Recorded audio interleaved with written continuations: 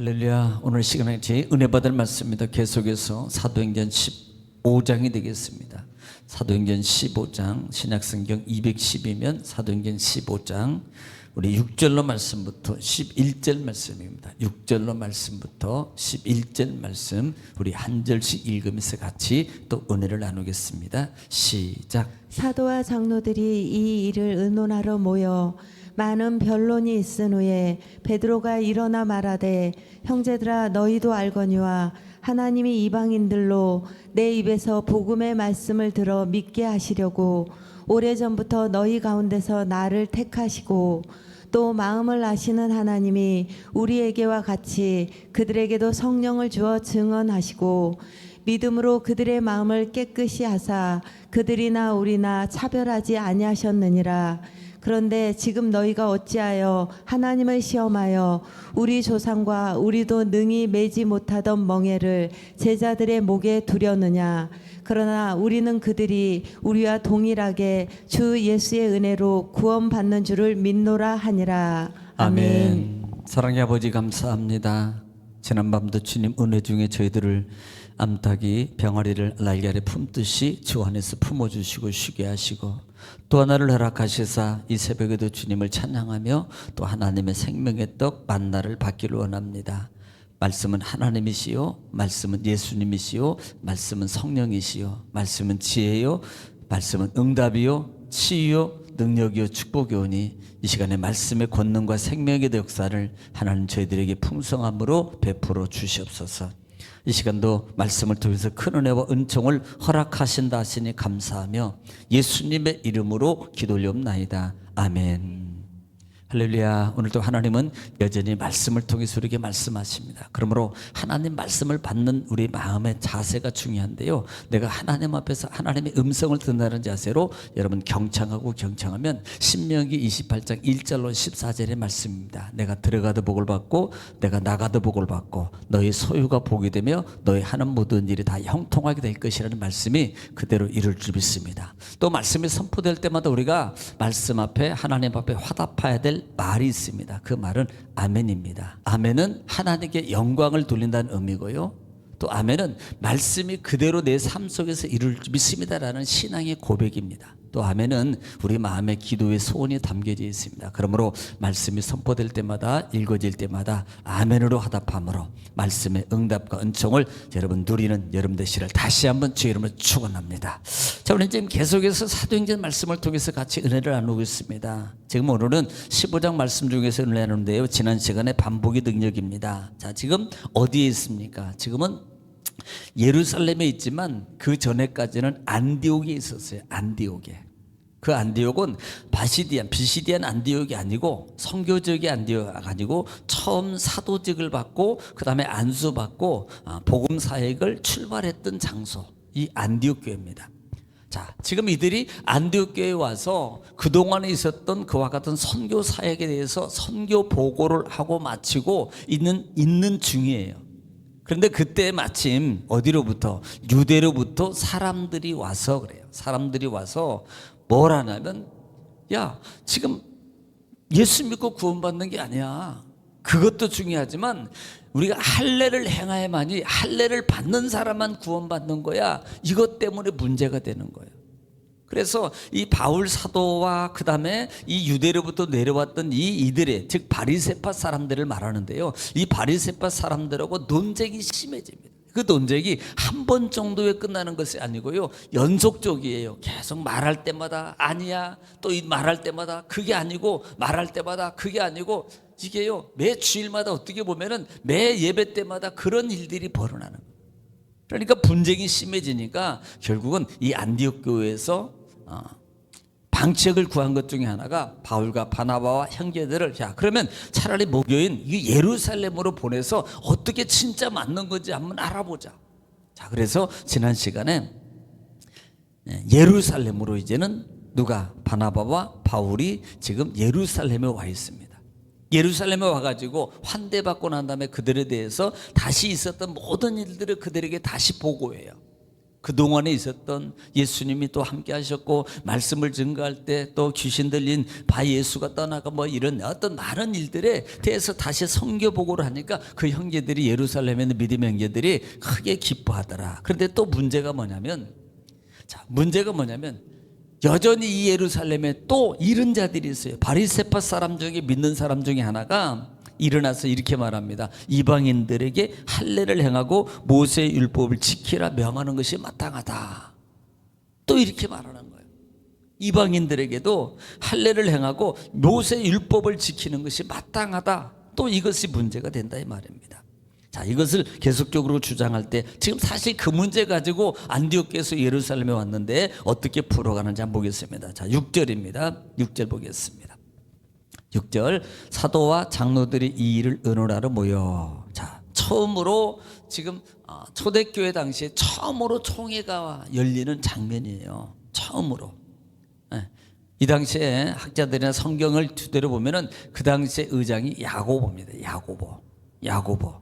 그래서 야고보를 토대로 해서 사도와 장로들이 그 다음에 큰 총회를 열고 모여가지고 왜? 그 문제 때문에 할례를 받아야만이 구원을 받는다고 말하니까. 자, 7절 말씀에 많은 변론이 이르신 후에 베드로가 일어나 말하되 형제들아 너희도 알거니와 하나님이 이방인들로 내 입에서 복음의 말씀을 들어 믿게 하려고 오래전부터 너희 가운데서 나를 택하시고.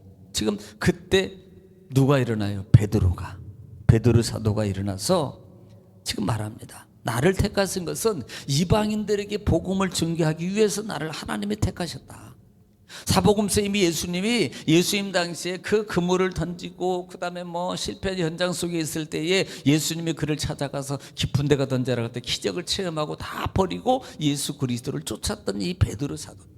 그것은 하나님이 나에게 복음을 전개하기 위해서 이미 하나님이 나를 택하신 것이다.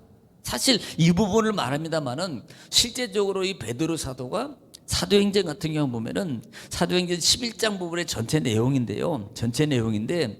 11장 한번 1절로 3절 한번 읽어볼게요. 시작. 유대에 있는 사도들과 형제들이 이방인들도 하나님의 말씀을 받았다 함을 들었더니 베드로가 예루살렘에 올라갔을 때 할례자들이 비난하여 이르되 내가 무할례자의 집에 들어가 함께 먹었다 하니. 자, 지금 이게 무슨 말이냐면 고넬료 집에 가서 고넬료 10장에 고넬료가 나오잖아요. 고넬료 집에 가서 고넬료가 청함을 받고 안 갑니다 그랬더니 하늘로부터 보따리가 내려와 가지고 그다음에 거기는 각종 점심들이 다 있는데 하나님께서 야 그거 먹어라 그러니까 저 못 먹습니다. 내가 이 부정한 것을 어떻게 먹습니까? 저는 거룩한 것을 저는 취해야 되는데 제가 먹을 수 없습니다. 그런데 내가 부정하다고 안 하는데 내가 깨끗하다 그러는데 네가 왜 안 먹어? 이런 관계가 있었거든요. 그러면서 결국은요 그때 그 환상을 보고 난 다음에 누가 옵니까? 고넬료가 보낸 하인들이 오고 고넬료 집에 청해서 이 베드로 사도가 가는 거예요. 그리고 베드로 사도의 집에 고넬료 집에 가서 복음을 증거할 때 어떤 역사가 일어나요? 거기에 모든 많은 말씀을 듣는 무리들에게 성령의 초대교회에 일어났던 성령의 충만한 역사가 지금 그들은 누굽니까? 이방인이에요. 이방인. 예수 안 믿는 사람이거든요. 그러니까 이방인에게도 하나님의 성령의 역사가 지금 일어났다고 말하는 거예요. 이것을 참 이렇게 받았다. 그래서 그것을 위해서 하나님이 나를 택한 것이다 라고 말한 겁니다. 즉 이것은 이 모든 것은 하나님의 뜻이다. 이방인도 성령 받는 것이 이방인에게도 구원을 임하는 것이 믿음으로 구원을 받는 것이다. 이것이 하나님의 뜻이다 라고 말씀하고 있다 이 말입니다. 8절입니다. 또 마음을 아시 하나님 우리에게 와 같이 그들에게도 성령을 주어 증언하시고. 자, 10장 부분에 한번 볼게요. 10장 사도행전 10장입니다. 44절부터 45절 한번 읽어볼게요. 말씀을 들을 때 어떤 역사가 일어났나? 자, 10장 44절에 45절입니다. 시작. 베드로가 이 말을 할 때 성령이 말씀 듣는 모든 사람에게 내려오시니 베드로와 함께 온 할례 받은 신자들이 이방인들에게도 성령 부어 주시는으로 말미암아 놀라니. 자, 이방인에게도 성령 부어 주시는 것을 보고 놀라는 거. 누가 놀랍니까? 유대인들이 놀라는 거예요. 아니, 이방인들에게 아니고 구원받은 하나님 이스라엘 백성들에게만 성령이 임하는 줄 알았는데 직접 그 현장을 보니까 저들은 지금 하나같이 다 이방인이 로마 군인이고요. 로마 군과 이방인 사람들입니다. 왜? 그들 다 가족이니까. 그런데 그들 가족에도 하나님 말씀을 듣는 무리들, 그들이 할례를 받은 것도 아니고 그들이 어떤 교육을 받은 것도 아닌데 그들이 사모하는 마음을 가지고 베드로를 청했고, 그 다음에 베드로가 말씀을 증거할 때 똑같이 초대교회 이 마가 다락방에 임했던 성령의 역사가 그들에게도 임하는 거예요. 그것을 보고 깜짝 놀라는 겁니다. 이방인도 성령 받아? 여러분, 하나님의 뜻은 이방인에게 지금 성령의 역사가 이루기를 원하는, 점진적으로 유대와 예루살렘과 유대와 사마리아 땅 끝까지 이르러 내 복음의 증인 되리라는 사도행전의 중심절입니다. 성령이 임한 것은 예수님이 오신 것은 바로 그런 부분을 지금 말씀하고 있다라고 예수님의 목적입니다. 유대인들, 그 다음에 예루살렘 유대인들, 이방인들. 사마리아는 뭐예요? 이방인들, 약한 자들, 어려운 자들, 소외당하는 자들, 이런 자들에게도 하나님의 구원의 역사가 일어난다라는 것을 지금 이루기 위해서 예수님이 오셨고 사도들이 성령이 충만한 역사가 임한 거라 이 말입니다. 지금 이 부분을 말하고 있는 거예요. 그러면서 자, 10장에서 34절 한번 보겠습니다. 34절에 하나님은 어떻게 보시는가 한번 보래요. 10장 34절 시작. 베드로가 입을 열어 말하되 내가 참으로 하나님은 사람의 외모를 보지 아니하시고, 하나님은 외모를 보지 않는다, 이걸 알아라는 거예요. 사람은 외모를 보지만 너희들은 족보를 따지고 너희들은 핏줄을 따지고 그 다음에 너희들은 이방인이 아니고 우리는 유대민족이야, 우리만이야. 그런데 하나님은 아니야. 하나님은 외모를 안 봐, 중심을 보셔. 35절인가? 시작. 각 나라 중 하나님을 경외하며 의를 행하는 사람은 다 받으시는 줄 깨달았도다. 하나님은 하나님을 경외하고 하나님의 뜻을 따라 살아가는 사람들에게 하나님은 다, 그런 자들은 다 받으신다는 말은 그런 자들도 다 구원하신다 이 말이에요. 그러니까 이스라엘 사람은 딱 아니고 하나님을 경외하고 받아들이고 하나님의 뜻대로 말씀대로 살아가는 사람들을 하나님은 다 받으신다, 구원하신다. 누굴 말하는? 이방인들도 라는 말이에요. 이방인들도. 지금 이것을 그래서 그들에게 성령을 주어서 증언한다 이 말씀이에요. 자, 9절입니다.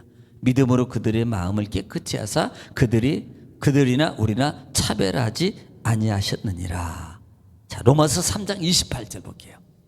로마서 3장 28절. 사도행전 다음에 로마서 3장 28절입니다. 자, 들어보시기 바랍니다. 시작. 그러므로 사람이 의롭다 하심을 얻는 것은, 자, 사람이 의롭담을 얻는 것은 뭘로? 율법의 행위에 있지 않고, 자, 율법의 행위로 이루어지는 것이 아니고 믿음으로 되는 줄 우리가 인정하노라. 자, 믿음으로 되는 들 우리가 인정하니라. 자, 30절 보세요. 확증시킵니다. 시작. 할례자도 믿음으로 말미암아 또한 무할례자도 믿음으로 말미암아 의롭다 하실 하나님은 한 분이시니라. 이 믿음의 주체는 뭡니까? 복음의 예수님. 그러니까 할례자도, 그러니까 율법을 잇는 자도 믿음으로 구원받고, 그 다음에 할례를 모르고 무할례자도, 아무것도 모르는 이방인들도 믿음으로 구원을 받는다. 지금 이것을 말하는 거예요. 믿음으로. 자, 10절입니다. 오늘 본문장 10절 말씀에 그런데 지금 너희가 어찌 하나님을 시험하여 우리 조상과 우리도 능히 매지 못하던 멍에를 제자들에게 목에 두려느냐. 자, 이 말이 무슨 말이냐면, 야, 너희들도 못 지켜서 버거워하는 그 율법의 멍에를 왜 저 새로운 신자, 그렇게 저렇게 새로운 신자, 아무것도 모르는 새로운 신자들에게 그것을 멍에를 지워서 저들을 힘들게 하려고 그래. 이것은 외형적인 것을 자꾸 주장하는 바리새파거든요. 우리가 복음서에도 예수님이 이 바리새인들에게 책망하는 것 중에 하나가 뭐예요? 외식이거든요. 외식을 중요하게 얘기해요. 의식을. 그런데 하나님은 의식이 아닙니다. 너희 몸을 하나님이 기뻐하는 거룩한 산제사입니다. 내적 모습과 외적 자세를 같이 가야 되는 거예요. 하나님은 그걸 원하거든요. 그걸 원하시거든요. 그러니까 그것을 왜 너희가 매게 하냐? 너희가 사실 유대 율법주의자들은 그 당시에도 예수님 당시에도 613가지의 조항문을 만들어 가지고 그거 안 지키면 얼마나 자기들이 힘들어서 얼마나 버겁게 그 율법을 만들어 가지고 힘들게 하냐 말이에요. 자, 이런 것들을 말하면서 왜 그들에게 목을 두려 하느냐. 예, 멍이라는 것이 우리가 잘 아는 것처럼 소에게 이렇게 V자라 그러나요? 그게 밭을 가거나 뭘 할 때 힘을 주기 위해서 일을 할 때 그 멍에를 매요. 뭐 수레를 끌 때나 그 다음에 쟁기를 갈 때 꼭 멍에를 매거든요. 여러분 다 보셨잖아요, 시골에. 그런데 그렇게 이것은 고통을 주는 겁니다. 버겁게 하는 거예요. 또는 복종을 만드는 겁니다. 너희가 왜 그렇게 하냐? 너희 유대인들조차도 버거워하는 것을 왜 이방인에게 요구하냐? 이건 부당하다. 할례가 그게 중요한 게 아닌데. 자, 11절입니다. 그러나 우리는 그들이 우리와 동일하게 주 예수의 은혜로 구원받는 줄을 믿노라 그랬습니다. 자, 이것이 로마서 1장 부분에 보면은 1장에 보겠습니다. 자, 앞으로 사도행전 끝나면 로마서를 할 텐데요. 로마서 1장 16절 말씀 한번 보겠습니다. 16절. 자, 이 부분을 말하고 있거든요. 로마서 1장 16절 시작. 내가 복음을 부끄러워하지 아니하노니. 자, 복음을 부끄러워하지 아니하는 것은 이 복음은 모든 믿는 자에게 구원을 주시는 하나님의 능력이 됨이라. 복음은 하나님의 구원의 능력이다 말해요. 그럼 누구에게? 먼저는 유대인에게요. 먼저는 첫째는 하나님은 유대인부터 원해요. 유대인들에게. 그다음에 그리고 헬라인에게로다. 자, 헬라인은 이방인을 말하는 겁니다.